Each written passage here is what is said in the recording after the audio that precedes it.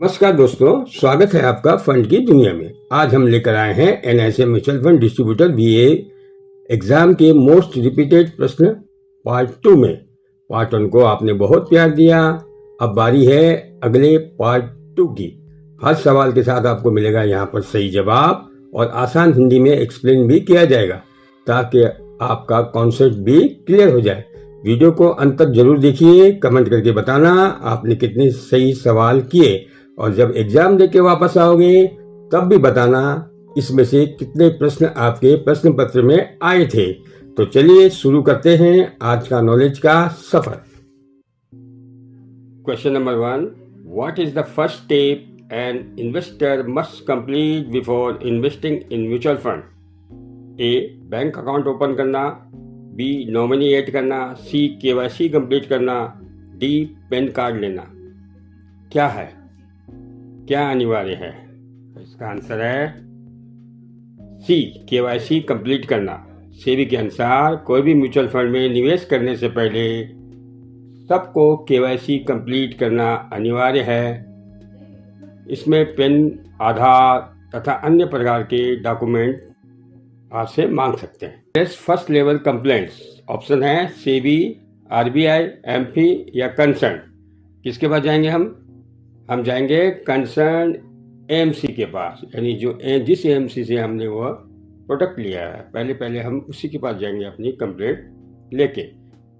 तो mutual fund से जुड़ी हुई सबसे पहले शिकायत जो है एएमसी के कस्टमर केयर को दी जाती है। उसके बाद है KYC norms in mutual funds are mandated by whom. Option है आरबीआई, सेबी, एमपी या फाइनेंस मिनिस्टर। होगा इसका सेबी। म्यूचुअल फंड में निवेश करने से पहले सेबी द्वारा निर्धारित केवाईसी प्रक्रिया को हमें पूरा करवाना होता है। म्यूचुअल फंड डिस्ट्रीब्यूटर आप बनेंगे तो आपको केवाईसी प्रक्रिया को पूरा करवाना होगा। Question number 4, what happens if a transaction is done after the cut off time? यानी कट ऑफ टाइम के बाद अगर आपने ट्रांजेक्शन किया तो क्या होगा? ठीक है, ऑप्शन है सेम डे एनएबी लगेगी, प्रीवियस डे एनएबी लगेगी, नेक्स्ट बिजनेस डे एनएबी लगेगी या नो एनएबी एप्लीकेबल होगा। तो इसका आंसर है अगर कट ऑफ टाइम के बाद आपने कोई भी लेन देन किया तो अगला कारोबारी दिन का एनएबी लागू होता है। ठीक है, इसमें समझाने वाली कोई बात ही नहीं है, आपने ये याद करके रखना है। Where can investor complain online? यानी कि इन्वेस्टर को अगर कोई कंप्लेंट होगी तो ऑनलाइन कंप्लेंट वो कहाँ कर सकता है? रीट में कर सकता है, एमपी केयर में कर सकता है, स्कोर में कर सकता है या सीडीएसएल में कर सकता है। इसका आंसर है सी, सेबी द्वारा एक प्लेटफॉर्म तैयार किया गया है, ऑनलाइन प्लेटफॉर्म है, वहाँ वो अपनी कंप्लेंट कर सकता है। अगला क्वेश्चन है what does asset allocation means in mutual fund planning? Option है ओनली इक्विटी इन्वेस्टमेंट या ओनली डेट इन्वेस्टमेंट या diversifying the different asset classes या पुटिंग एवरीथिंग। यानी म्यूचुअल फंड में एलोकेशन की क्या भूमिका होती है, किस उद्देश्य से किया जाता है? आंसर है इसका diversifying in different asset classes. यानी अलग अलग एसेट क्लास में हम अपने मनी को रखवाते हैं या रखता है, वो जो मैनेजर होता है वो अलग अलग एसेट एलोकेशन में हमारे निवेश को बांट देता है, जिसमें जैसे उसमें आते हैं इक्विटी, डेट, गोल्ड, इन सब एसेट क्लास में वो उनको थोड़ा थोड़ा पैसा रखता है। इससे क्या होता है, इससे उसमें हमारा जोखिम कम हो जाता है, हमारा डूबने का खतरा कम हो जाता है। अगला क्वेश्चन है what is the primary objective of balance mutual fund? यानी बैलेंस म्यूचुअल फंड का प्राइमरी ऑब्जेक्टिव क्या होता है, यानी कि प्राइमरी उद्देश्य क्या होता है? A, capital application only, regular income only, capital application and income या टैक्स सेविंग। क्या होगा? इसका आंसर होगा सी, हमारा पैसा बढ़े भी और हमें इनकम भी मिले। बैलेंस म्यूचुअल फंड का मुख्य उद्देश्य होता है पूंजी में वृद्धि करना और हमारे फंड को सुरक्षित रखना और हमें रेगुलर इनकम जो है प्रोवाइड करना। ठीक है, यह इक्विटी और डेट दोनों में निवेश करता है। अगला प्रश्न है, what does a fund beta of 1.5 indicate? यानी 1.5 अगर बीटा होगा तो क्या इंडिकेट करता है? वो होगा मार्केट से कम उतार चढ़ाव वाला होगा, या same validity as a market, या मोर वैलेटाइल देन मार्केट, या नो रिलेशन विथ मार्केट। इसका आंसर होगा ज़्यादा उतार चढ़ाव वाला होगा, more volatile than market. Beta 1 का यानी 1 से ऊपर होने का अर्थ होता है फंड का प्रदर्शन मार्केट की तुलना में अधिक उतार चढ़ाव वाला है।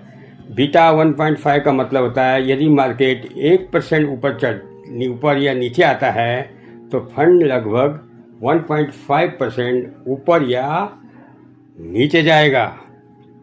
अगला प्रश्न है, what does open ended mutual fund scheme mean? यानी कि open ended mutual fund scheme क्या होती है, उसका क्या मतलब होता है? Option A, fix maturity period होता है उसमें, या लिस्टेड इन स्टॉक एक्सचेंज, या can be bought and sold any time only during NFO। अब इसका उत्तर इसी में है। ओपन एंडेड मतलब खुला भी है और बंद भी है। Can be bought sold any time यानी कभी भी आप उसे खरीद सकते हैं और यूनिट को बेच भी सकते हैं। ठीक है, इसमें कोई भी निश्चित परिपक्वता अवधि नहीं होती, यानी फिक्स मैच्योरिटी डेट इसमें नहीं होता। अब अगला प्रश्न है, what is systematic risk? Systematic risk क्या होता है? दोस्तों, कभी कभी आपको लगा ये प्रश्न जो है बार बार पूछे गए तो बार बार आते हैं। नंबर 1, क्योंकि आप लोग इतने प्रश्नों के वो कर चुके हैं इसलिए बहुत सारी चीज़ें आपको डबल समझाई जाती हैं, तो ऐसे इसलिए भी ऐसा लगता है कि प्रश्न जो है बार बार आ रहे हैं। What is systematic risk? यानी सिस्टमेटिक रिस्क क्या होता है, किस कारण होता है सिस्टमेटिक रिस्क? किसे कहते हैं सिस्टमेटिक रिस्क? फंड मैनेजर की गलती होती है, या मार्केट क्रैश होता है, या कोई फ्रॉड हुआ रहता है, या MC लेवल पर कोई एरर है? इसका सही आंसर है मार्केट क्रैश। सिस्टमेटिक रिस्क क्या होता है? सिस्टमेटिक रिस्क जो है एक साथ होता है, यानी पूरे का पूरा बाजार को प्रभावित करता है। जैसे कोरोना काल हो गया, कहीं वार हो गया, रिसेशन आ गया, इन्फ्लेशन बढ़ गया, महंगाई बढ़ गई, तो ये क्या करेगा? पूरे मार्केट को प्रभावित करेगा। उसे हम सिस्टमेटिक रिस्क कहते हैं, जिसे हम चाहकर भी अवॉइड नहीं कर सकते, वो हमारे पर आना ही आना है। अगला क्वेश्चन है, which document show mutual fund scheme past performance? Past performance में कौन सा डॉक्यूमेंट हमें बताता है कि इसका पास्ट परफॉर्मेंस कैसा था? वो अकाउंट स्टेटमेंट हो सकती है, स्कीम इंफॉर्मेशन डॉक्यूमेंट SID हो सकता है, फंड फैक्ट शीट हो सकता है, या AMC ब्रोशर हो सकता है। क्या हो सकता है वो होगा fund fact sheet. Fund fact sheet जो है हर महीने आती है, जिसमें फंड परफॉर्मेंस, रेशियो, रिटर्न्स के बारे में हमें बताया जाता है। ठीक है, तो इसको अलग अलग तरीके से पूछे जाएंगे, वो आगे आप देखेंगे। आगे भी और प्रकार के प्रश्न इसमें आएंगे कि फंड जो है फंड फैक्ट शीट हर महीने आती है क्या, ट्रू और फॉल्स, इस प्रकार के प्रश्न इसमें पूछे जा सकते हैं। आपको वो आगे आ भी सकते हैं, इसलिए आपको सिमिलर ये क्वेश्चन लगेंगे। 13, अगले क्वेश्चन की तरफ बढ़ते हैं। What is considered a good sign in fund performance? यानी निम्न में से दिए गए जो ऑप्शन है उसमें क्या अच्छा दिखाता है म्यूचुअल फंड, क्या कर रहा है म्यूचुअल फंड? उसका लो NAV होगा, या कांस्टेंट रिटर्न्स होगा, या हाई एग्जिट लोड होगा, या न्यू फंड लॉन्च होगा? क्या होगा? अंदाज़ा लगाइए, ये बहुत आसान है। उसका निरंतर जो है परफॉर्मेंस होगा, या वो निरंतरता से अच्छी तरह हमें बढ़ता हुआ दिखाई देगा। अच्छा रिटर्न देता हुआ दिखाई देगा। ठीक है, म्यूचुअल फंड में जो है 1 साल आपने अच्छा कर दिया, दूसरे साल नहीं किया तो वो अच्छा म्यूचुअल फंड होगा या ख़राब होगा? वो ख़राब म्यूचुअल फंड होगा। अच्छा म्यूचुअल फंड वो होगा जो हमें निरंतर अच्छा रिटर्न देता रहे। ठीक है, what does benchmark outperformance means? Option है fund has same returns as a benchmark, fund outperform benchmark, fund gave higher return than benchmark, या फंड इग्नोर बेंचमार्क। इसका आंसर होगा fund gave higher return than benchmark. भाई benchmark outperform कैसे होगा? जब benchmark से ज़्यादा हमें रिटर्न प्राप्त होगा फंड के द्वारा। ठीक है, अगर फंड रिटर्न बेंचमार्क से ऊपर है तो देखो इसमें दूसरा प्रश्न भी है, तो फंड आउट परफॉर्मेंस कहलाता है या फंड की मैनेजर की दक्षता को दर्शाता है, उसके स्किल को दर्शाता है कि वह अच्छा फंड मैनेजर है। अगला प्रश्न है what does investment horizons means in mutual fund selection? Mutual fund के सिलेक्शन में निवेश का समय काल किसे कहते हैं? ठीक है, अमाउंट इन्वेस्टेड है, या B time period for which investment is plan, या सी है टाइप ऑफ फंड, या डी है एक्सपेंस रेशियो। तो इसका उत्तर होगा time period for which investment is plan, यानी कि ऐसा समय जितने समय के लिए आपने इन्वेस्टमेंट को प्लान किया है। इन्वेस्टमेंट हॉरिजॉन का मतलब होता है कि आप निवेश कितने समय के लिए करना चाहते हैं, और इस प्रकार आपको वह जब आपको ये क्लियरिटी होगी कि मैं निवेश कितने समय के लिए करना चाहूँगा, तो आपको फंड सिलेक्शन में आप की वो मदद कर सकता है जो आपका फाइनेंशियल एडवाइज़र होगा। ठीक है, तो अलग अलग फंडों के लिए अलग अलग समय काल हो सकता है क्योंकि आपके अलग अलग गोल हो सकते हैं। ठीक है, तो क्वेश्चन नंबर 16 की ओर बढ़ते हैं। What is STT in mutual funds? Mutual fund में एसटीटी क्या होता है? वो सर्विस ट्रांसफर टैक्स हो सकता है, सिक्योरिटी ट्रांजैक्शन टैक्स हो सकता है, स्टॉक टाइम टैक्स हो सकता है, या सिस्टमेटिक ट्रांसफर टूल हो सकता है। क्या हो सकता है वो? देखो, security transaction tax STT. STT tax जब इक्विटी फंड जो है बेचते समय हमें देना पड़ता है, लेकिन ये याद रहे इसमें दूसरा प्रश्न है क्या डेट फंड में एसटीटी होता है? नहीं होता है। ठीक है, अगले प्रश्न की ओर बढ़ते हैं। अगला क्वेश्चन है विच of the following is not asset class? यानी नीचे दिए गए जो ऑप्शन है उसमें से एसेट क्लास जो नहीं है, क्या नहीं है इसमें एसेट क्लास? इक्विटी क्या एसेट क्लास है? डेट, रियल एस्टेट, या इन्फ्लेशन महंगाई? तो आंसर तो आपको इसका तो आसानी से है कि इसमें सिर्फ महंगाई जो है वो एसेट क्लास नहीं है, वो एक इकोनॉमिक इंडिकेटर है कि चीज़ों के दाम कहाँ जा रहे हैं, कहाँ क्या हो रहा है। ठीक है, एसेट क्लास इसमें दूसरा प्रश्न है। एसेट क्लास क्या होता है? कि भाई एसेट क्लास वो होते हैं जिसमें हम निवेश कर सकते हैं, जिसमें हम इन्वेस्टमेंट कर सकते हैं। What is the relationship between risk and return in investing? ठीक है, ऑप्शन है high risk lower return, no relation, या high risk high return potential, या लोअर रिस्क हाई रिटर्न। इसका आंसर होगा सी, उच्च जोखिम वाले निवेश में उच्च रिटर्न मिलने की संभावना होती है। ठीक है, जो ज़्यादा बोलते हैं ना ज़्यादा जोखिम लेंगे तो ज़्यादा रिटर्न मिलने की संभावना उसमें रहती है, लेकिन गारंटी नहीं होती, ये याद रखना। म्यूचुअल फंड में आप किसी को भी जब म्यूचुअल फंड बेचते हैं तो कोई गारंटी नहीं देते हैं, वो मार्केट रिस्क पर निर्भर करता है। अगला प्रश्न है how is NAV calculated? Option है total asset by total liabilities, total asset minus total liabilities divided by total units, या C total liabilities divided by total units, या D total asset into total units. तो इसका answer होगा B, total asset minus total liabilities divided by total units. यानी भी net asset value बराबर कुल परिसंपत्तियां माइनस कुल देनदारियां डिवाइडेड बाय टोटल यूनिट्स। इससे फंड की प्रति यूनिट कीमत निकल जाती है। प्रश्न है, क्या कारण है कि म्यूचुअल फंड में एनएवी यानी यूनिट प्राइस रोज बदलती है? ठीक है, मार्केट डिमांड और सप्लाई पर है।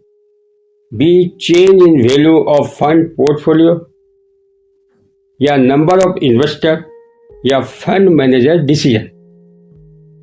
इसलिए जो है हमारी जो है म्यूचुअल फंड की यूनिट प्राइस डेली बदलती रहती है, या वो लोग। हाँ, इसमें दूसरा प्रश्न भी है, क्या म्यूचुअल फंड की एनएवी डेली डिक्लेयर करनी पड़ती है? हाँ जी, डेली डिक्लेयर करनी पड़ती है। ठीक है, तो इसका आंसर होगा आंसर सी, एनएवी रोज बदलती है, क्योंकि फंड जो है जिस शेयर में, जिस सिक्योरिटी में वो निवेश करता है, उसका जो है प्राइस डेली बदलता है, इसलिए यूनिट का प्राइस भी डेली बदल जाता है। अगले क्वेश्चन की तरफ बढ़ते हैं। Which of the following best describe goal of investing compare to saving? Option है to ensure safety of capital, to maintain liquidity, to generate long term capital gain, to reduce expenses. इसका answer होगा answer C, पैसे को सुरक्षित रखना। निवेश में पूंजी बढ़ने की संभावनाएं होती हैं और निवेश में जोखिम होता है, वो लॉन्ग टर्म में ग्रोथ के अवसर भी होते हैं। और बचत से क्या होता है? बचत से पैसा सुरक्षित रहता है। अगला प्रश्न है, what is the minimum number of investor required in mutual fund scheme as per SEBI regulation? SEBI के अनुसार आपके म्यूचुअल फंड में कम से कम कितने निवेशक होने चाहिए? है ना, कुछ तो होने चाहिए कि एक इन्वेस्टर से थोड़ी ना फंड, म्यूचुअल फंड चल जाएगा। तो कम से कम कितने इन्वेस्टर उस म्यूचुअल फंड में होने चाहिए? ए 10, बी 15, सी 20, डी 25। तो इसका आंसर है सी 20। कम से कम 20 निवेशक उस म्यूचुअल फंड में जरूर होने चाहिए। और उसमें देख लेना, ये भी देख लेना कि कोई भी एक निवेशक उसमें 25% से अधिक नहीं रख सकता। यानी कि वो बोलेगा नहीं कि सारा ही मैं ले लूंगा, नहीं हो सकता है। उसका जो भी कॉर्पस होगा उसका 25% तक ही वो उसमें निवेश कर सकता है। ठीक है, ये प्रश्न दूसरे तरीके से भी पूछा जा सकता है भैया कि कुल कॉर्पस का कितना परसेंटेज जो है एक निवेशक म्यूचुअल फंड में खरीद सकता है, यूनिट खरीद सकता है। तो आप इसका उत्तर देंगे 25% से अधिक वो नहीं रख सकता। अगला प्रश्न है, विच of the following is an advantage of investing in mutual funds for investor? यानी इन्वेस्टर के लिए क्या एडवांटेज है एक म्यूचुअल फंड में निवेश करना? तो बहुत आसान है इसका उत्तर। ये guaranteed returns with no risk, ये होगा इसके, सोचो। दूसरा है डाइवर्सिफिकेशन अक्रॉस वेरियस सिक्योरिटी, ये होगा क्या? या नो मैनेजमेंट फीस चार्ज।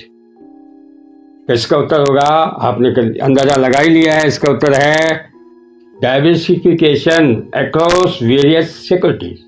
ठीक है, यानी कि हमारा छोटा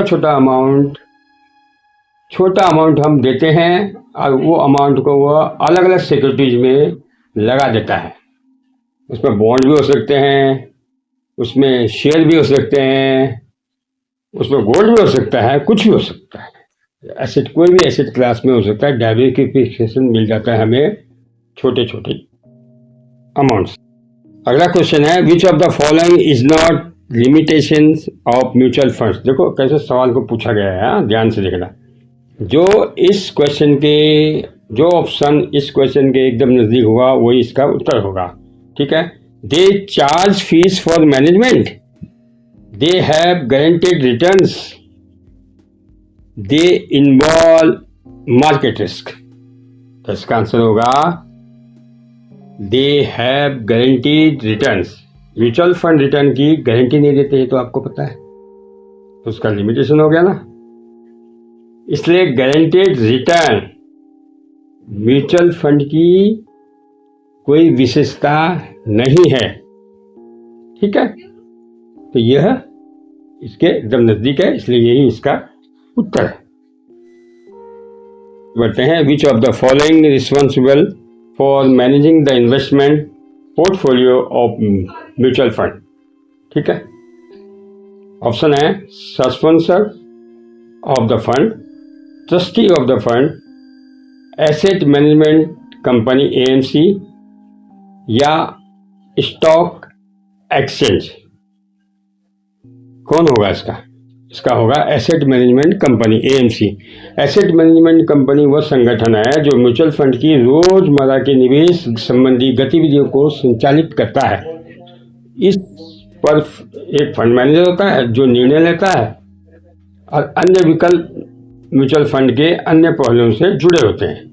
वो निवेश का प्रबंधन का काम जो है एएमसी का होता है। What is the primary responsibility of trustee in mutual fund?